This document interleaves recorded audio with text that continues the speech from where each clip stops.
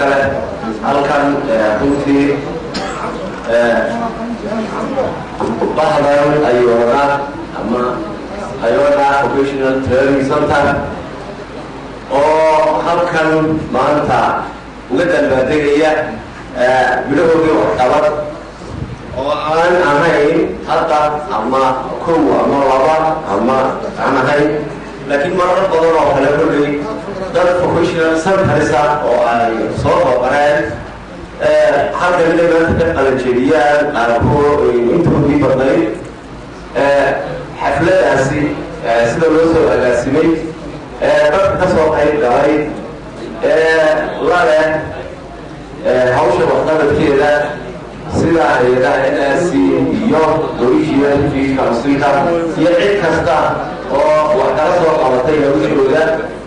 hadday waxbarashada tahay dowladnimada tahay hadday dhinac walba tahay iyo dhammaanba kasoo qaybgalayaasha kale ee waalidiinta iyo bahda saxaafadda odayaasha uqaasha iyo waxgaradka iyo dhammaan bahda saxaafadda maanta u horeysa ilaahay baa tamaanta halkaan u fadhee waxqabadkeeda aynu halka ka arkaynana laga dhale ururka ayuga dhale anugu waxaan iska jecelahay mar walbo qofka dhalinyaradu wax qabto inaan uga qabtay ama qofka dhalinyarta ah lagu dhiirigeliyo inuu wax qabto waxay ii tahay mudnaantayda sidaasaan ugu faraxsanahay inaan halkan iyadoo degdegi oo aan hore u baxay oo shaqa la sugayso oo meel soo daawasho magaalada loo dhisaya wiilal jeexaya oo wejigiisa sugayaan ina kala qaybgalaan baan jeclaan lahaa oo fadhiyo laakiin taa waa ka cudurdaartay waxaan leeyahay sida wanaagsan ee ay hawshooda ama u dhiirigeliyeen in wax la barto siiba haweenku ama jendarku waxaan leeyahay shukran baan leeyahay waad ku mahadsantihiin biniaadamkuna hadduu wax barto dee saddex shay baa laga ducaystay saddexda shay ee laga ducaystay jahligu ka duway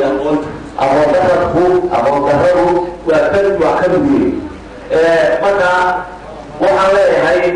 cidda aad wax barteen iyo cidda idinla bartay ee idinla wadaagta ee qolooyinka gacanta idinka siiya maxaa yeelaanayba waan idinka mahadcelinaynaa waxaan leenahay waxyaalaha kale ee ka dhiman hawlaha aad wax ku baraysaan dadka waa laga yaabaa inay wax ka dhimi karaan ama wax ka dhinaadaan maalin ma wada buxsanto maalin baa iman doonta ay buxsani doonto qolooyinka gacansaarka ah ee awalba ka soo galay halganka la soo galay waxaa leeyahay heeduhu ugu horeeyaan si aad ku buuxisaan oo iyagana aad maxay ninkana idiin noqoto yacni hawla qabateen waxaan leeyahay inaad taageertaan waxyaalaha ka dhimana waxaan isoo jeedin lahaa oo muddo codsan lahayn anoo ku hadlaya magaca degmada inaad ka caawisaan baan kula soo jeedin lahaa runtii iyadoo ay wada maqlayaan NRC Norwegianka oo Refugee Councilka iyo dhammaanba cid kasta oo hubsaysa oo aad hubsayso hawlaha noocan oo kale ah oo lagaga baxayo matalan intuunaku ama gabadhu dee meel weliba dhalinyartayga hadda waqtiga lagu jiro intuuna video ku jiri lahaa ama xaafadda tabii lahaa shaqada jijooga lahaa waxa wanaagsan oo qayb badan in wax la barto inta oo waqtiga laga faa'iideeyo sababtoo ah maadaama aanay lacaghay oo ay tahay يعني محايا أنا واحد شخص أو مفصل هلاي يفصل على دفع يجيستو وعلى يعني هو حتى دفع يجيستو وعلى هلاي واقعه هو كلامه إلى الوقت لا كلها حتى يبقى حال فهو عيد لنا هذا إلى الإنسان يعني نص مجهودة أما كان الملاذ يعني تطبخ أي مطعم بدل فيديو يدو البركة على الملاذ الدنيا لأن الفيديو اللي وصل معلنتي لا تبتها على الأول وأنا حتى يقارني أنا وحطين وحطين وحطين بلا شاء الله يا وأنا وقتها كبر يجلسوا ما لي باين الضوء على محل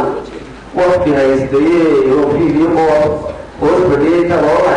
إلى محل ولا سبب غير بدن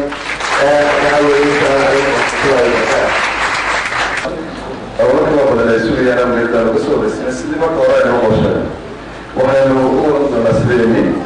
ويودا استمرنا كذا والدين أو مجلس الرياضة محمد عبدي إنه كمل يسمى دوميها وقرصة الرياضة مدح حياة نفسي سومالي لاي قلت لك حفل جودة أرديد قلن شبنيسة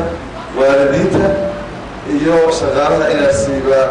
maanta waxay noo tahay farxad weyn farxaddaas waa laga arkaysa inay waxtaa si qurux badan aan u labisanahay ayna ku timiday shaqo soo socotay muddo 10 bilooda aanan joogno maanta 10kii bilood hawshiina soo qabanayay inay tahay mid maanta ay ardaydii ka qalin jabinayaan. I will say a few words. First, I will talk to the business community. We have been very much excited to learn that in Burma, one of the business communities took up their learners and trained them, and even went further to give them work as they were training, and have made a commitment to keep them, train them further, and give them a livelihood. That is the summary of what you waxaa farxad weyn loo abuuray inaanu aragno oon hal erag ku idhaahdo dadka community-ga in ubadkooda ama ardaydooda ay ku dardargeliyaan oo si walba ugu taageeraan inay qaataan waxbarashada mashruucaas kaasoo ay uga faa'iidaysanayaan markay dhammaystiraan noloshooda guud oo ah waxa loo wada socdo dhammaan. You have made a very big contribution to the development of Somaliland. waxaanu sameynay inaanu taageerooyinka ka geysano inaanu caawino dowladda Soomaaliya. Next, I will say a word to the government, the mayor, the governor, and the RIO. kelmadda labada dhanay waxaan u sheegayaa uu yidhi ku-xigeenka maamulka gobolka RIO-ga ama guddoomiyaha waxbarashada ee gobolka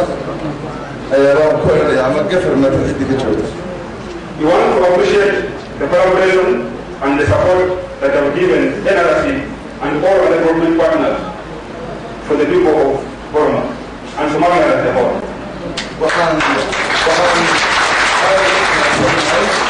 taageerada buuxda ee dhinac walba leh ee aad la garab joogtaan haddaad dowladdii tihiin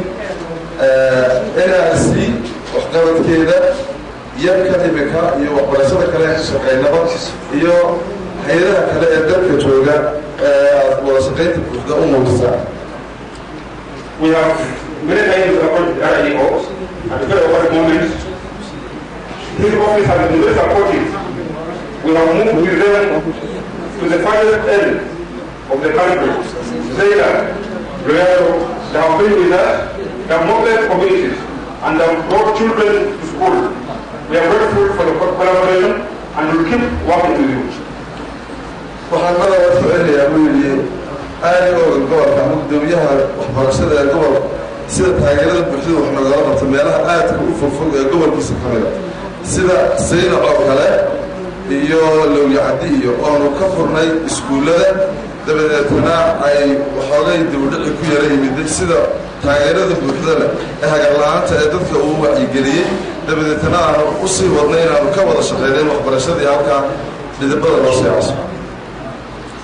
The parents of Somaliland bring the children to school. kelmadda furanaya wuu waalidiinta Somaliland ubadkiina keena waxbarashada iyo iskuullada. Bring them all, girls and boys. keena wuu yidhi keena dadka daayadoo keliya idinkuba yimaada iyo dadka waaweynba keena waxbarashada. The young ones and the old ones, bring them to school. dadka waaweyn laba iyo dhadigba iyo kuwa yaryarba. Even yourself, the old parents, come to school. Come and let us learn. xitaa waalidkaaga weyn ee da'da weyn inaad timaado oo barato xaq baad u leedahay waana baranaysa. Even those who cannot walk properly, those who cannot see properly, and those who cannot hear, there is learning for everybody. Everybody come, let us learn, let us share the skills. waxaa waajibka ah inuu waxbarto ama ha yaraado ama ha weynaado marka